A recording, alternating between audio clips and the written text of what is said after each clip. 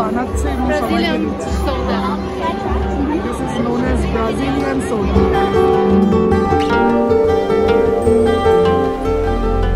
Hello বন্ধুরা, কেমন আছো তোমরা সবাই? আবারও চলে এলাম তোমাদের সাথে একটি ব্লগ শেয়ার করতে প্রায় অনেক দিন পরেই। আর আজকের ব্লগে তোমাদের সাথে শেয়ার করতে চলেছি আমার ছেলের স্কুলের হেরিটেজ নাইটের কিছু মুহূর্ত। এই হেরিটেজ নাইটটা কিন্তু ভীষণ সুন্দরভাবে সেলিব্রেট হয় আমেরিকার প্রায় প্রতিটা স্কুলেই। এখানে বাচ্চারা এবং তাদের প্যারেন্টসরা বিভিন্ন রকম স্টল দেয়, বিভিন্ন রকমের পারফরমেন্স করে তাদের কালচারকে তুলে ধরার জন্য। আর এতে কিন্তু আমাদেরও অনেক সুবিধা হয়, একই ছাদের তলায় বসেই আমরা বিভিন্ন দেশের কালচার সম্বন্ধে জানতে পারি, তাদের খাবার দাবারও ট্রাই করতে পারি, টেস্ট করতে পারি। তো সেরকমই কিছু মুহূর্ত আজকে তোমাদের সাথে শেয়ার করতে চলেছি, যেখানে বিভিন্ন ধরনের স্টল ঘুরে ঘুরে আমরা আজকের এই হেরিটেজ নাইট এক্সপ্লোর করব এবং সেখানকার কি কি খাবার আছে সেগুলোও দেখব এবং তাদের কালচার সম্বন্ধে জানবো। আর তার সাথে থাকবে কিছু অসাধারণ কালচারাল প্রোগ্রামের মুহূর্ত। তাহলে এনজয় করো তোমরা, আশা করি ভালো লাগবে ব্লগটা।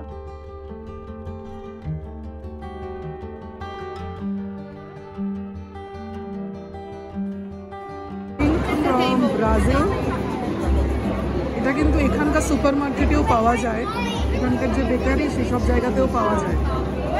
এই যে ভদ্রমহিলা বানাচ্ছে এবং সবাইকে দিচ্ছে। This is known as Brazilian soda. The China stall, and I'm trying some fried rice from China.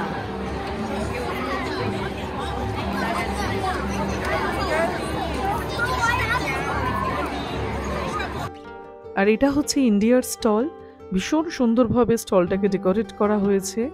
যত রকমের প্রাউড মোমেন্ট আছে, যত রকমের অ্যাচিভমেন্ট আছে, সমস্ত কিছু কিন্তু এখানে ভীষণ সুন্দরভাবে মেনশন করা হয়েছে এবং তার সাথে রয়েছে কিন্তু বেশ কিছু খাওয়া দাওয়াও।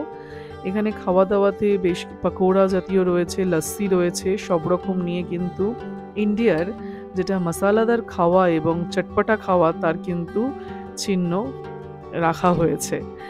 এরপরে চলে এলাম আমরা আরও বেশ কিছু স্টল এক্সপ্লোর করতে বিভিন্ন কান্ট্রির। তোমরা দেখতে থাকো ব্লগটা।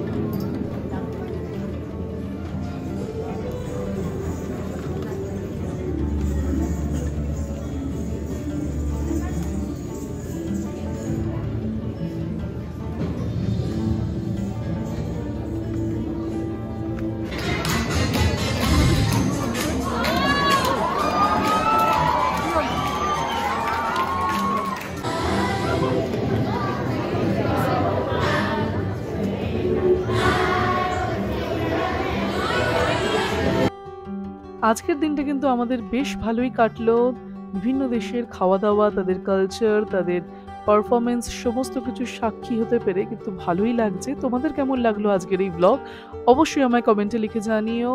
আর ভালো লাগলে চ্যানেলটাকে সাবস্ক্রাইব করতে ভুলো না। খুব তাড়াতাড়ি দেখা হচ্ছে নতুন আরও কিছু ব্লগ নিয়ে। ভালো থেকো তোমরা, বাই বাই।